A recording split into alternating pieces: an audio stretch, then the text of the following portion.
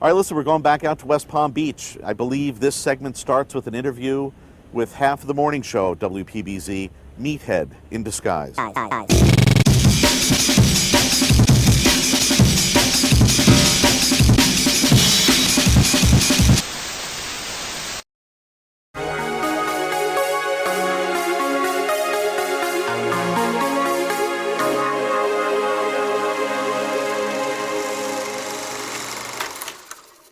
My name is Jason Anfinsen. I'm also known as Information Jason. I'm a faculty librarian, associate professor here at Seminole State College of Florida. How was my early life? Very, very untraumatic, very fulfilling, very satisfying. My early life. I grew up in South Florida. I went to school in South Florida and ultimately became a radio DJ in South Florida. A radio station started called WPBZ 103.1 The Buzz. Just graduated high school and was kind of looking for things to do. And I went to Palm Beach State College for a little bit, but at the time that wasn't working out for me. So I went to a trade school called Connecticut School of Broadcasting and got a degree in how to be a radio DJ. And then the radio station just started and it was kind of all fate at the same time. And so those were kind of my early formative years back in the 561 in South Florida. Indy 103. Rilo Kiley, The Strokes, and Radiohead's new single, Reckoner, on Indy 103.1. Good morning, it's Jason Anfinsen, 7:10, Black Friday. The only things I'm buying today are Pepto-Bismol, Tums, Gas X, toilet paper, and matches. Holy crap. Seriously, holy crap. I've been a vegan my entire life, most of my life. I'm thousands of years old, I'm a vampire.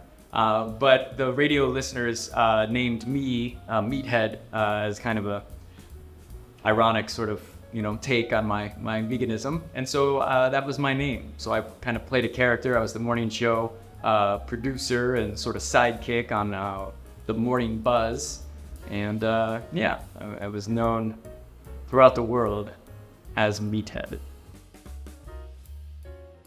Well, I actually took kind of the scenic route to go to college. I went initially graduating high school and then going right into college, and to be honest, it just wasn't for me. It wasn't what I was looking for then. And that was kind of difficult because there was a lot of different students from my graduating class who either went to a four-year university or Palm Beach State in the area, but it just wasn't for me, and I wanted to do more. And then I went to New York and I worked at Late Night with Conan O'Brien, and then I went to Chicago, and then I went to Seattle, and then I went to Los Angeles, and then I ended up going back to college. The real reason at that time is because the stock market had crashed and I needed to get my affairs in order, and I got a job at a television station in South Florida in West Palm Beach, WPTV News Channel 5, and they had tuition reimbursement, which basically meant that they pay for me to get a college education. So that's really why I ended up going back. So after college, I did kind of like a straight shot. I did my associate in arts degree at Palm Beach State College, and while I was still in South Florida at WPTV, I became a distance learner at Florida State University, go Noles. My bachelor's degree is in social science. My master's degree is in library and information studies, and then I have a postmaster's specialist degree in information, hence the nickname now, Information Jason. So I guess I've always had nicknames as well. Meathead then, Information Jason here. And how did I get here? I went mainly to museum libraries, so art research libraries in museums. So I worked at the Minneapolis Institute of Art, I worked at the Museum of Fine Arts in Houston, and then I worked at a few libraries in Tallahassee, a few museums, the Florida State Museum of Fine Arts, the MoFA, and also the Museum of Florida History as well. Somewhere along the way, probably in Houston, I realized that I wanted to work more with students. We had a lot of students coming in from the local community college, Lone Star College, and they were looking for information about the artifacts and the paintings and the artists, and I just felt like that was more interesting to me than working with maybe a curator who just kind of comes to you with a list of books. That didn't seem really beneficial to me. Great question.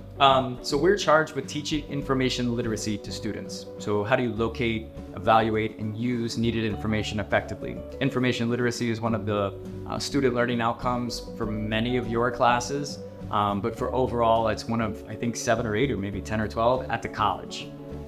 So we teach those classes.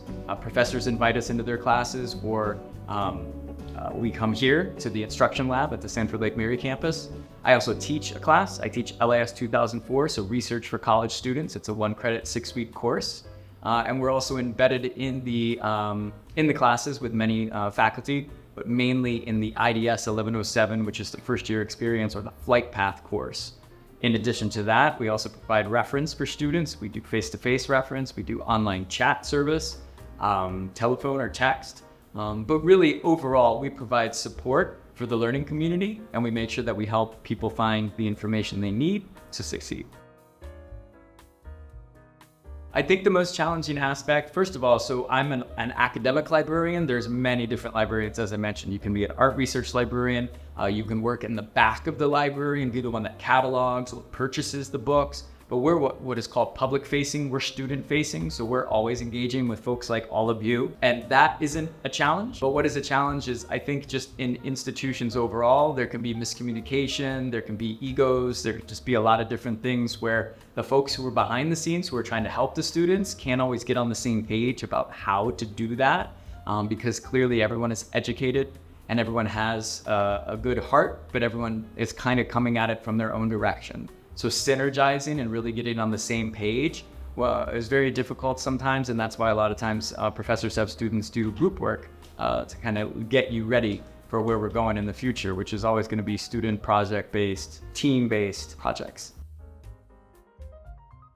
Having the students succeed, the students, for me, saying information, Jason, saying what's up, knowing that I'm a part of the community and that I'm helping them. I can help you with your, you get something wrong with the parking spot or something wrong with your access code or your card or something like that. It's not just finding the information, but wayfinding. Where is this? Where am I going? Can you help? I have an assignment question. So really helping the student along there. The answer is 3 answers. 1 is helping the student in their current class. Number 2 is helping the student here at Seminole. It's 4, helping the student in their current class, helping the student at Seminole State on their learning journey, and then helping the student get ready, because many of our students plan on transferring to a 4-year university. And then the final thing would be to become a lifelong learner. So I'm focused on each one of those sort of aspects all in one every time I communicate with a student.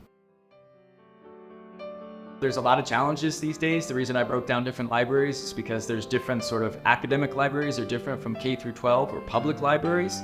And in the state of Florida, there's a lot of opposition for specific books. So people are always trying to challenge books. Libraries across the country provide so much as a community resource for different people and different folks who live in different sections of the country and of the planet. And to kind of scale that all the way back down to here, I think we're growing with different things like Nightbrary and Lunchbrary and different student engagement activities. And we're really just trying to engage the students. We're at a commuter college, which means there's no dorms here. Either you come here and you stay, but it's very difficult to come for your 9 a.m. class and then leave for 3 hours and then come back to your 3 o'clock class. It's kind of difficult. So we want students to come. We want them to be engaged and have like a fulfilled sort of learning journey here at the community college. Because I think once you understand that and you get that, you're social, you're meeting people, that's going to translate when that student transfers to the 4-year university. It's going to be an easy, sort of seamless, a direct connect, if you will, transition. It takes steps. It takes baby steps. But what we're really trying to do, and what I'm trying to do, is build those relationships with students to make this a fruitful, exciting, and beneficial learning journey. Something that'll prepare them for success in their class at the college on the next level and in real life as a lifelong learner. Thank you very much. This has been great. Have a great day.